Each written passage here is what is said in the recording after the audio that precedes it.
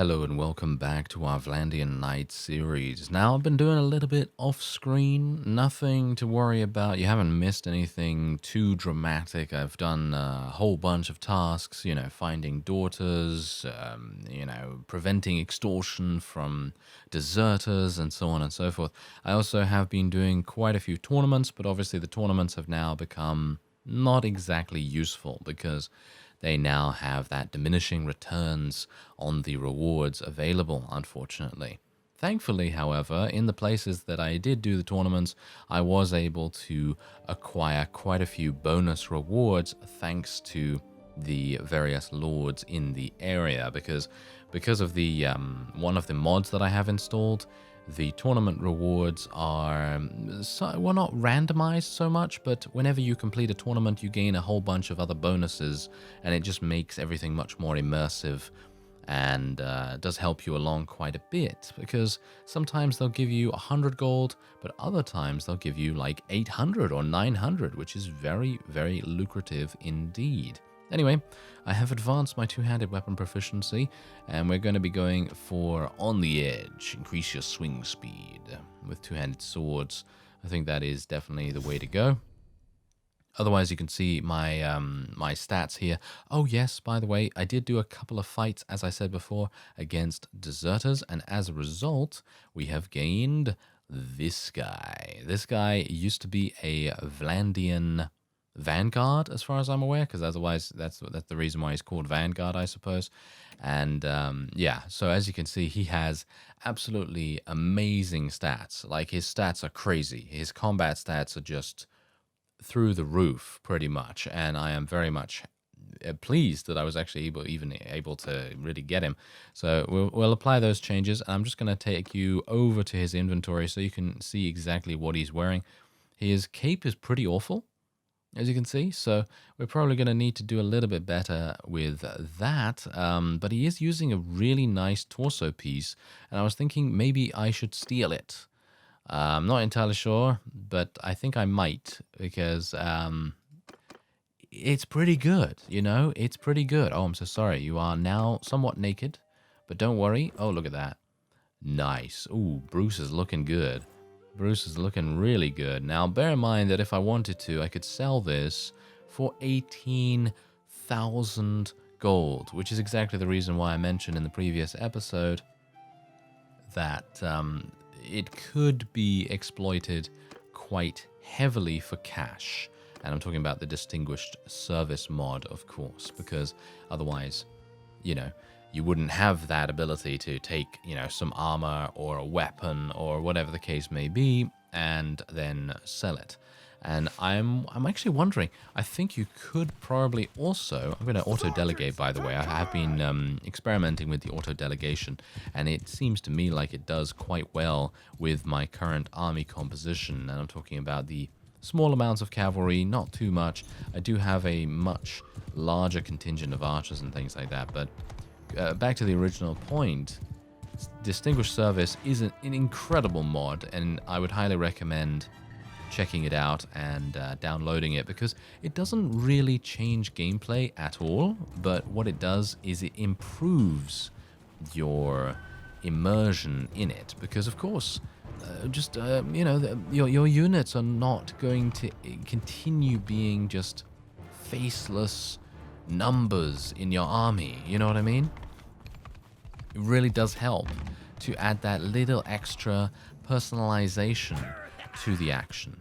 And so when you're in a battle and someone, levels up, or someone has been surviving a number of battles with you for an extended period of time, they're going to advance into champion rank. And that's kind of cool, in my opinion. I like it. I like it a great deal. But as I've said, I think in general, if one of the units that is a relatively high tier is going to advance thanks to the Distinguished Service mod, I think you're probably going to have a pretty easy time of making some cash. I haven't done that yet, and I might not even do that, because I think that the companion themselves are going to be very strong, and I don't know whether I would really want to get rid of someone's extremely good armor. I mean, I'm obviously wearing it now, but, the point is, if I didn't do that, if I didn't steal it, and instead I sold it and then got rid of the guy, then that would be very, you know, it would be a bit unsavory. But if you want to do that, then obviously, by all means, go for it. I don't have a problem with it whatsoever. Anything you can do, pretty much, to get yourself the advantage. That's my motto in this game. Generally tending to try to do as best as I can for my army, for my faction, and of course for the entertainment value of the series itself, because we do not want it to end up being tedious. And that's the reason why I went off screen for a relatively good amount of time to get some cash, because hopefully in this episode we will be able to afford a new enterprise, because we don't have an enterprise at the moment, so it's obviously going to be new, so it would be quite nice for us to get something like that. Anyway, I think we are probably done here. I think that is probably it. Oh, no retreat. Ah, there we go. That is it.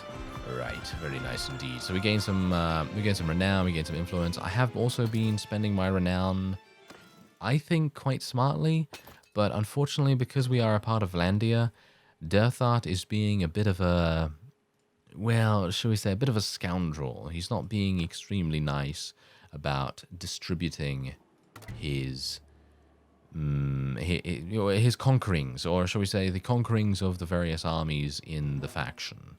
And as a result, it is making things much more difficult for me to gain relation with people and so on and so forth, because every single time there is a castle up for grabs, you know what happens?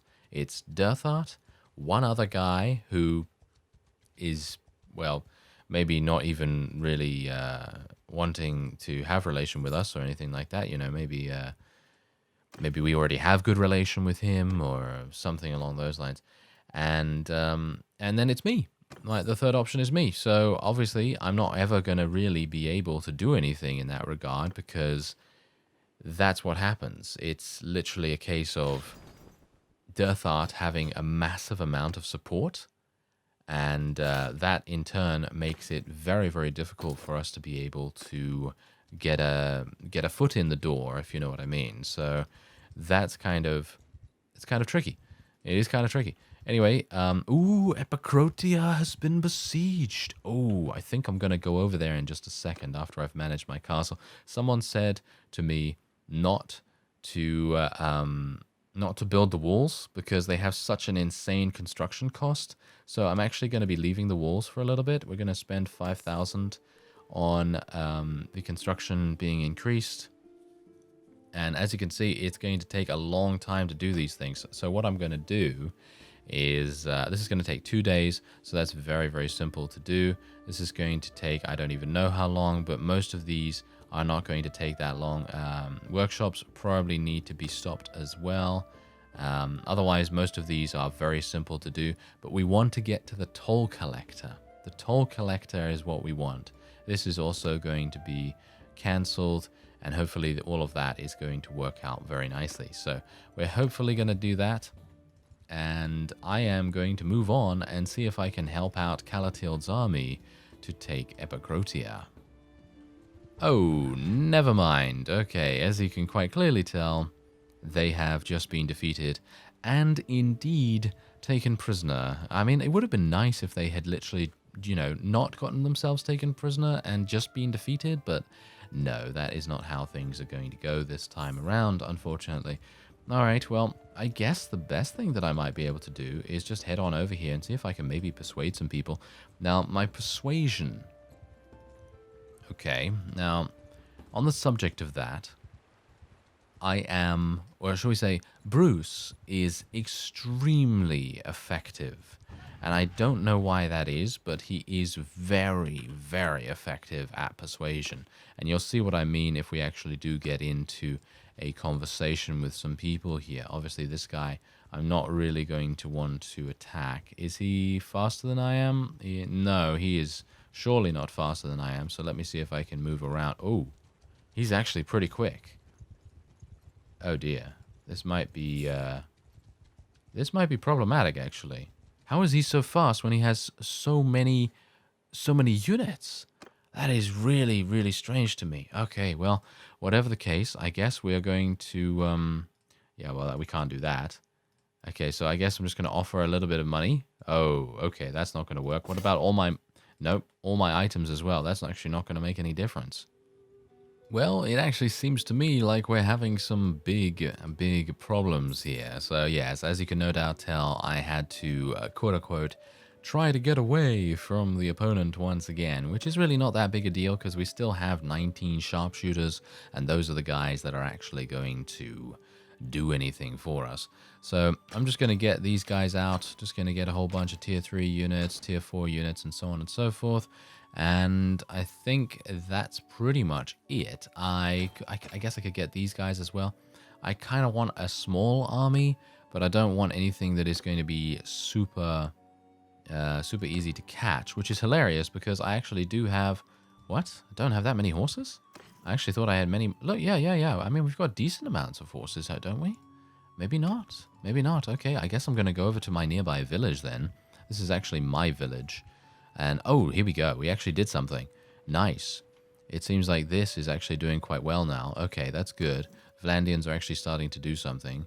And, yeah. We do need to go to Khuzait territory to buy some mules and to buy some additional horses and stuff like that, because I think that's definitely going to make a big difference to our speed and our carrying capacity and stuff like that. And then, of course, we can bring the mules back and sell them for a decent amount, because someone has actually told me that in the comments. So that's it's going to be kind of useful. Oh, this is very cheap. Okay. Hello there.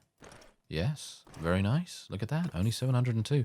And what we're actually going to be doing is we're going to be attacking some Sturgian villages, because as you can no doubt tell, they have declared war against us once again. So we're now at war against 3 different factions, which I gotta say, probably not the best idea for us to do that. No, it's probably not. So anyway, I'm just going to sell all of this. It's going to be giving me 2,000, and we do have a number of things here that I can also smelt down, which is going to be nice. Now, I know that people have been saying to me, hey, maybe you should do some forging, you know, maybe create some two-handed swords and stuff like that. And generally, I would be perfectly happy to do that. However, the main problem with that is that I've already done a series on smithing, and I didn't really want to do another one, so that's kind of why I'm staying away from the smithing at the moment, even though it would probably make sense for us to make some money that way. But anyway, we're going to go into the tournament here, see what kinds of rewards we're actually going to get, because it might very well be that it is it's not really going to give us that much, but we're just going to go in here and just win relatively quickly, or at least I can hope so. Okay, this is problematic. Yeah, axes are kind of weird in the way that they work. Oh, wildlings. Okay, that could be problematic. There we are. Okay, not too bad. Easy victory, easy victory. And now we can skip around, and then we can go over here. There we go. We're going to get about 1,000 in profit, which I've got to say is not exactly great. If I'm even able to win, that is. Okay, yeah, there we go. Kill the Vlandian sharpshooter. That's all I wanted to do. Now we can just kill Brand. Oh, no, there's 2 of them. Oh, we killed him. Oh, what? Offense beats defense. No, it doesn't. But yeah, you know, there you go. That was very dicey. Very dicey indeed. But yes, as you can see, we're already down to a point where we're literally just making 100 on every single bet, which is really not very good. So I'm hopeful that we will get a little bit more from the additional bonuses, potentially from a possible vassal that might come in and be like, oh, you did very well in that tournament. I will give you a coin purse of extra money. I would quite like that. But yeah, as you can see, it doesn't seem to be working, mainly because we have already done a whole bunch of tournaments, and that's the reason why we're not really getting anything from that. No one's really giving us anything. Ooh, look at this. Look at this. We're actually doing quite well, I got to say, against the Sturgians. So I'm pretty happy with that. We've also leveled up. Our tactics is now 100. And speaking of tactics, I think I'm probably going to level it up again. I do need to level it up so that we can get to elusive. and also swift regroup. These are things that I would very much like to get. So we're going to be increasing our cunning once again. It feels like Bruce to me is a sort of jack of all trades, which is not exactly what I wanted to do with him. But if I can advance as many skills as possible and get their learning rates up, we should level up that much faster as well. So maybe it makes sense. Maybe it makes sense for me to do that. Anyway, we're going to see what I can do here. Where is that army, by the way, that was just around here? I think it was around here somewhere. So let me actually just take a quick look. Aha! Alright, so we might have an opportunity on our hands here. Let's see if I'm able to do it. Mantios' army is right here. I believe Mantios will join for free if you're able to get him. So let's actually... Mantos. No, his name is not Mantos, but I might want to call him that, just for hilarity's sake. Anyway, as you can see, he is the leader of a clan 5, so that is pretty crazy. And he also, if we are able to persuade him, has ownership of Epicrotia itself. So let us see whether we are going to be successful here. All right. I will not... What? They've changed it?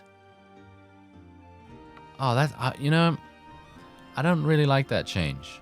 I feel like you should be able to do whatever you want in a sandbox game, you know, because that's the essence of sandbox. Because it used to be in a previous version, basically 1.4.0, which is not that far back from this one. But anyway, apparently the developers have changed it so that you are not able to persuade leading lords out of their armies. And I suppose that's the thing. I guess it kind of makes sense in some way or another, but personally I don't agree. I don't really think that that is a good way to go, because it basically restricts the player's choice in multiple situations. And now, what choice do I have right here?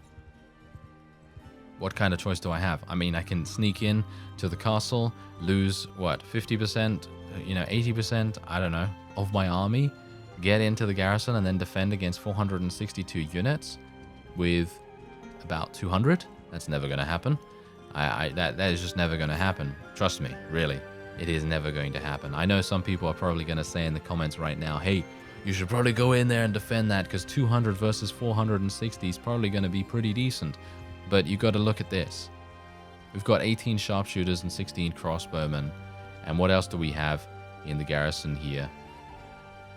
That's pretty much it. We have some light cavalry, 1 banner knight, a couple of sergeants, and that's pretty much all. However, look at this. These guys have 22 Manavlions, they have 33 legionaries, they have Imperial Sergeant crossbowmen, trained archers, Palatine guards. They have a massive amount of very high tier units. It is never going to happen to be able to defend, even in a defensive effort. So what I guess I'm going to have to do is just wait here until the army disbands, which, in my opinion, again, is a pretty terrible design decision. And that is just obviously my opinion, of course, and you can disagree 100% if you want to. But I think that the amount of choice available and the amount of being able to do something that you want to do specifically in the game is the essence of a sandbox. Alright, so I have now returned back to my castle because, as you can no doubt see, we have 13 days left on our toll collector. And I thought to myself, well, it's probably a good idea if I increase the amount of money in here just so that we can continue our... oh, wait a minute. Never mind. It's only going to take 5 days now. Ooh, now that's very good. I like it. I like it. So unfortunately, the construction speed is pretty slow at the moment. But thank you to the person that actually let me know in the comments that it would probably be a good idea to not build the walls or improve the walls at this time, because it will just take way too long. And indeed, you are correct. Indeed, you are correct. So it is going to be a much better idea for us to focus on things that can actually give us money and can actually give us a little bit of extra everything, basically. So yeah, I'm pretty happy with this. Now, basically what I've done is I have gone into... okay, so in the time that was before. So in other words, in the time that we were just outside looking at Mantios's army and so on and so forth, in that time, basically we made peace. Yeah. We made peace with the Northern Empire, or whoever it is that owns Epicrotia at this point, because I always get mixed up between them. Yeah, the Northern Empire. And we're now at war against the Sturgians, if you didn't know that. I'm not entirely sure what you did know, because it's been a couple of hours since the previous cut. So I'm not entirely sure what you knew or what you didn't know before, so I'm just going over pretty much everything that happened. And so what we're going to do is I'm hopeful that I will be able to go over to Epicrotia, maybe participate in the tournament over there, maybe speak to a couple of vassals and things, because obviously that was my main goal at the time. My main goal was literally to go and speak to Mantios and try to get him to join our faction, try and get him to bring over Epicrotia to our side, and we would gain a huge amount of territory in that way.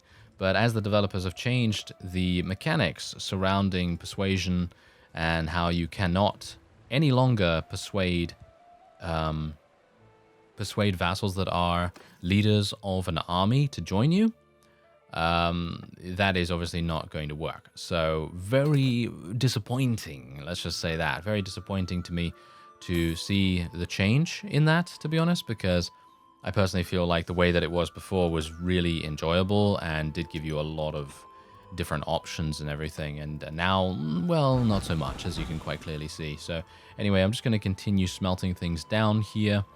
And we're going to go in. We're going to go in and do the tournament. We haven't done a tournament in an Imperial city yet. So this should be a little bit different. But unfortunately, as you can no doubt tell, my ability to do things in this is significantly reduced because, well, the ability, shall we say, to get money from this is reduced. Hello. I should never use thrown weapons. Really. Never use thrown weapons in... oh, yep, oh, there we go. Oh, that actually worked quite nicely. Anyway, note to self. Never use thrown weapons when you have the ability to use a one-handed. Because, let's face it, I always have people die on me. I do have a pretty decent bow skill, hilariously enough. This guy has really good armor on as well, so we're going to have some issues here, I think, unless I'm able to get a headshot, but it's highly unlikely I'll be able to with this accuracy right now. Oh, there we go. There's a neck shot at least. That's pretty decent. That was a Palatine Guard right there. Definitely don't want to get involved with those. Oh, we actually took out Thorgood. Good. Very nice indeed to see that. Okay, great. Yeah, so we're actually not getting a huge amount of cash from this any further, which I gotta say is pretty disappointing. Oh, headshot. Oh dear.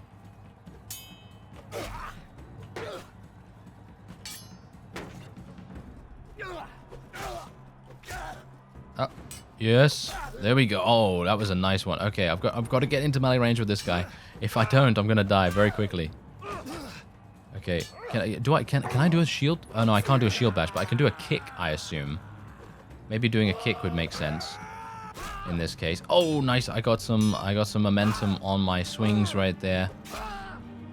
Oh yeah, there we go. That's a cataphract. Yeah, now that's exactly what I was talking about previously with Mantios' siege, going in against Mantios and defending against him when he has an amazing amount of Imperial elite cataphract units. We would have a very difficult time dealing with him, even if we are behind the enemy, even if we are behind the walls, you know what I mean? So it's going to be very difficult for us to do anything there. But there you go. We gained a helm, which hopefully we're going to be able to sell for a pretty decent amount. I also gained 3,400, but of course the 3,400 isn't even that much, unfortunately. So we're going to sell the helm for 900, which is pretty decent. We now have 9,100. I could attack a couple of caravans, which might make sense. Let's actually just take a quick look here. Yeah, okay. I think we might do okay. Now, bear in mind that look at my troop size right now. My troop size is actually kind of impressive, surprisingly enough. Not entirely sure how that happened, but apparently it happened, well, over time without me even really realizing it. And as you can see, we're only clan tier 3, which is quite amazing. And we can have 24 companions. I suppose that's because of the distinguished service mod. That probably is what that is, because of course every single time one of your normal units becomes a companion, you're going to indeed have less space over and over again. So it's going to be a good idea to have a little bit extra there. So let's actually see how fast I'm actually traveling right here. Okay, I'm traveling at 2.5, which is exactly the same as this caravan here. If we can get this guy into a battle, we should be able to get a pretty decent amount of cash. But unfortunately, he is just that much faster than me, which is really very frustrating. Am I still faster? No, he is actually faster than me now, because in the daytime he's faster. In the nighttime we are the same speed. So that's kind of unfortunate. Oh, there's a big army. Okay, here we go. This is what I'm talking about.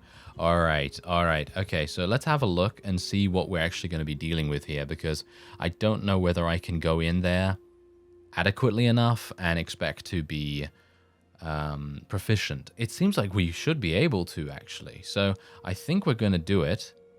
Let me just check my party real quick. Okay. It seems like Cranarog Castle is a big bone of contention with the Sturgians, and indeed the Northern Empire as well. I'm actually kind of surprised about that. But anyway, as you can see, the combat strength disparity is actually not even that large. So it's a bit strange, really, because I didn't really see anything from the Sturgian side to suggest that they had extremely powerful units, but apparently they did. Oh yeah, by the way, I have a new polearm here. Now this polearm was suggested to me by the best auto-equip mod, and I thought to myself, oh, okay, this seems pretty good. I mean, does it have any couch? It doesn't have any couching because it is just a spear. It's not actually a lance. So this is going to be kind of interesting because from what I can tell, this is much longer, so I should have a much easier time doing massive damage from decent reach. But it is a bit more unwieldy, shall we say. So it's going to be much harder to use. But I'm hopeful that I will be able to get used to it relatively soon. This is actually the first battle I'm doing with the new weapon, so it's going to be interesting to see how it goes. I'm not liking it so far, to be honest. I feel like at the moment it is not doing nearly as much damage as my previous one, but I could just be hitting badly, you know what I mean? Because I'm not used to the whole timing of it and, well, everything else, basically. It's going to be a bit of a learning curve for me here. Oh, nice. Ooh, now that's what I'm talking about. That's the kind of damage I want to see. Okay, so it seems like to me we are not doing that well. Oh, nice hit. Nice hit. Yeah, so it seems like we're not doing that well at the moment. Ooh, that was nice. Okay, it's actually pretty cool not to have a lance at the moment, because being able to manually attack and get some practice in on that is going to be quite advantageous in the long run, especially considering couch lancing doesn't seem, at least in my opinion, doesn't seem to give us that much skill up for some reason. I suppose it's because it takes no skill. I mean, is that really the case? Is that really how it is? Because this is actually kind of strange, though, because I don't know whether you've noticed, but the two battles that were going on were between the cavalry and the infantry and the archers, and they were both separate. I don't know whether you noticed that, but the Vlandians engaged the enemy's cavalry with their cavalry, obviously, on the one side of the battlefield, and then the infantry and the archers went forward to attack individually. I think that's actually a masterstroke of strategy right there, even though it probably would have made more sense, in my opinion at least, to maybe keep everyone together so that they can do more to help each other. But, well, if that's the way they want to do it, then that's the way they want to do it. And I think that work quite nicely. I think it worked quite well. I'm going to get rid of the looters so that I have more space. And now we should have an opportunity. Okay, we don't. Well, that's kind of unfortunate. But we do get a lot of skill ups for all of our companions and things. And as you can no doubt tell, Bruce has leveled up once again. He has additional tactics skill right here. Additional scouting. Tracks become more informative. That is kind of useless to me, but, you know, it's all right. And I always think that this choice is really weird Because if you're going to be a horse archer, this is a no-brainer, right? This trait is a no-brainer. You're going to take this every single time if you're going to be a horse archer, if you're going to use throwing weapons on horseback. I'm going to do none of that because I'm not actually going to have a ranged weapon of any sort or any kind. And the alternative is +2 to party size. You can kind of tell my disdain for this particular trait because I personally think that it is absolutely useless.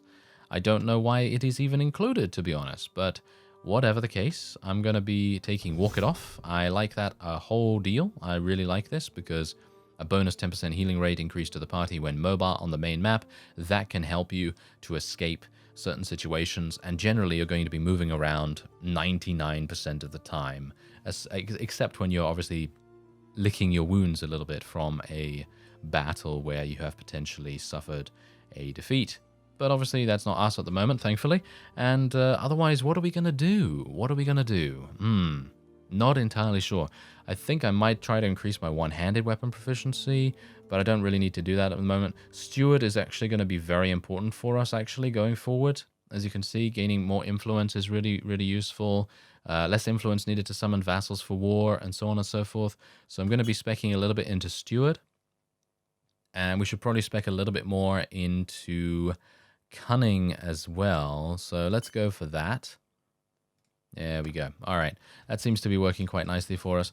And we still have 36 units because none of my people actually took any damage, if you can believe it. None of my people took any damage from that, which is kind of insane. I'm actually just going to let these looters go.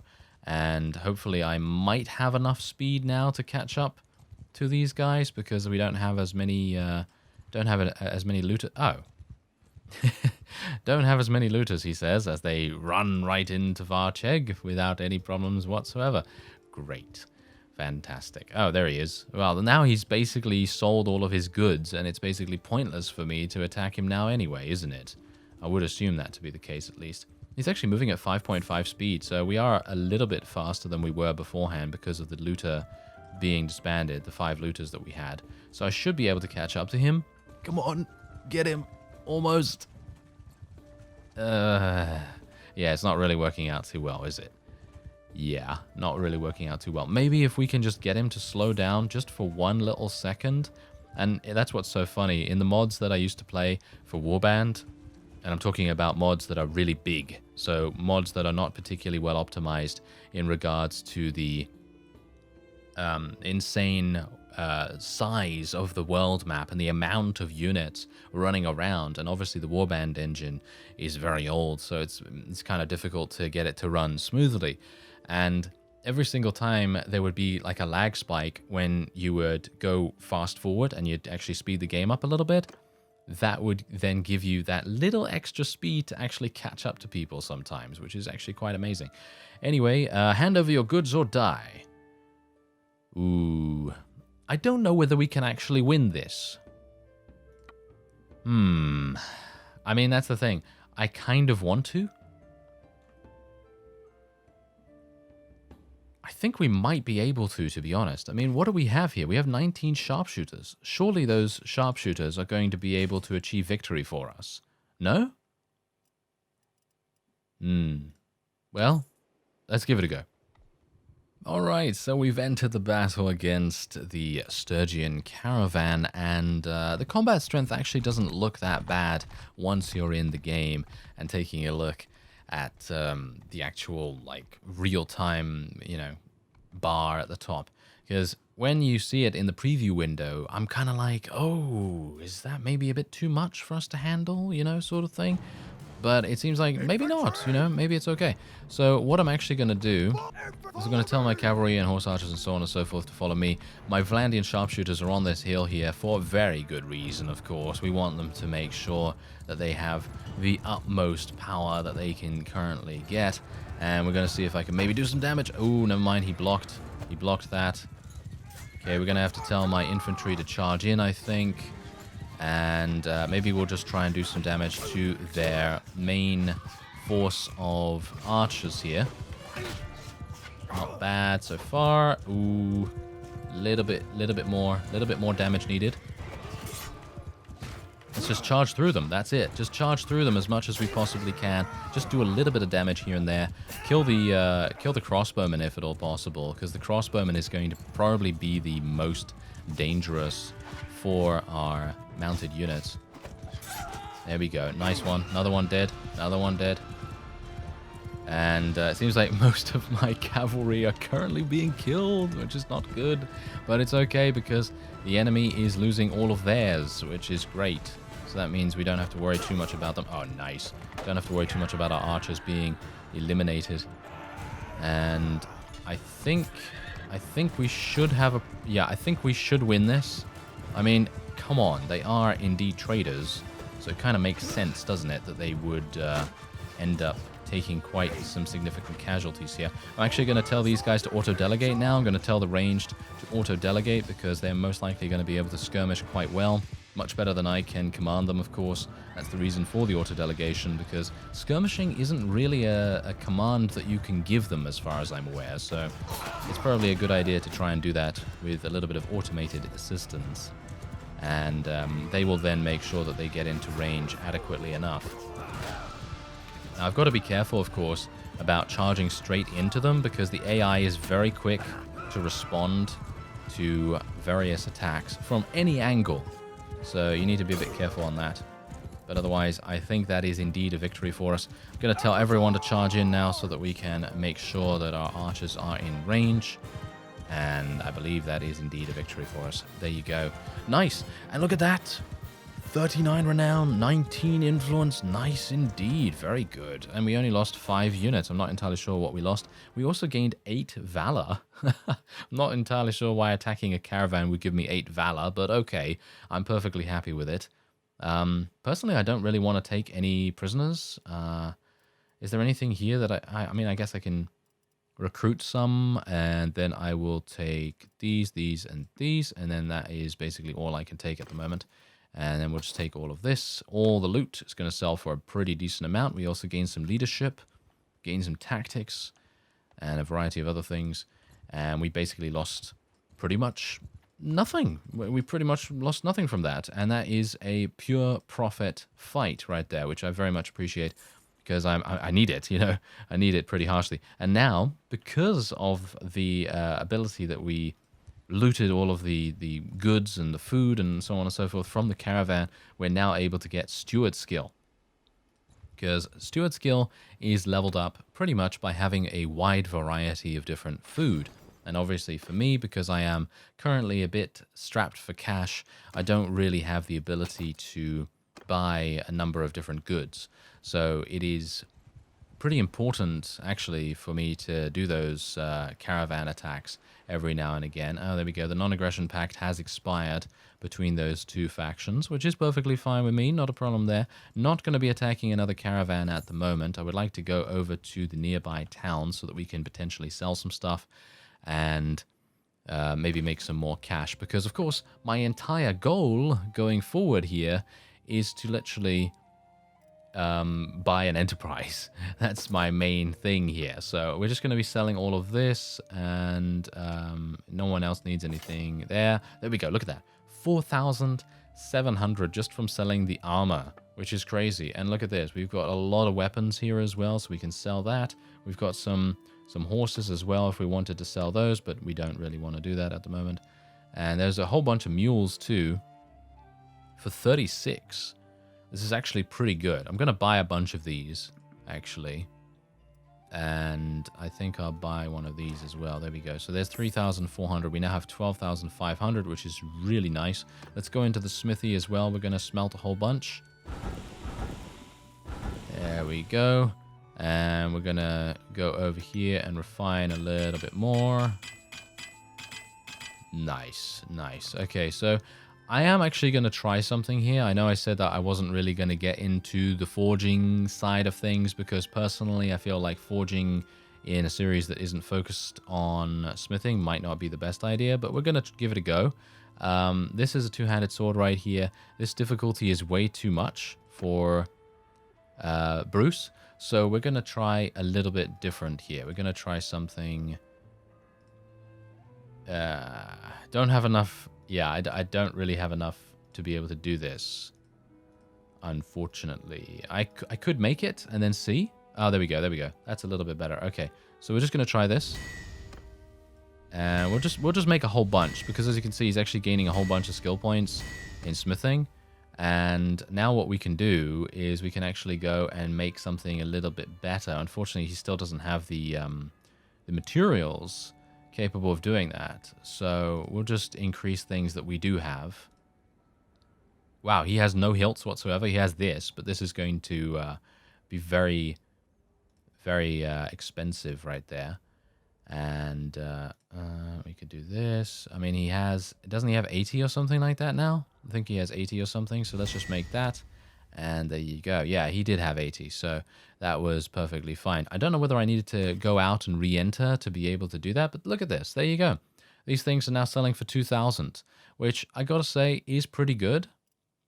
So maybe it's a good idea to do this every now and again, but as I said before, I didn't really want to do any extensive smithing or anything like that, because I've already done a series focused on smithing, and if you want to see that, there is a link in the description. So anyway, I'm going to actually purchase some more Botanian ponies right here so that we can continue to level up our units that go into cavalry, of course, and we're also now going to have 21,000, which is fantastic. And now I'm going to have a look. And I'm going to have a look at something here. So, olives, fish, flax, grapes. Ooh, yeah, I'm going to have to do a little bit of research here. If you wouldn't mind, by the way, if you have any suggestions about which enterprise is going to be good where, then by all means let me know. I'm looking at maybe having something in Pravent or in Sargot or Charas, or basically any Vlandian town. An enterprise would be great there, because I'm planning on staying with Vlandia for the long haul, with the exception of obviously usurping the throne, which is eventually going to happen. Mark my words, we have decent clan support, almost 50%, so that's not too bad. And we'll hopefully do a little bit better as time goes on. I was actually thinking of building a smithy in Epicrotia, because that is just really, really powerful. But it has a lot of volatility in that area. It is very possible that the Northern Empire will declare war again and again and again, and then I'll lose the profit from the smithy, and it will just cost me 15,000 for nothing. So I am going to do some research myself, but if you have any suggestions, then by all means, let me know down in the comments. Otherwise, I thank you very much for watching, and I'll see you next time.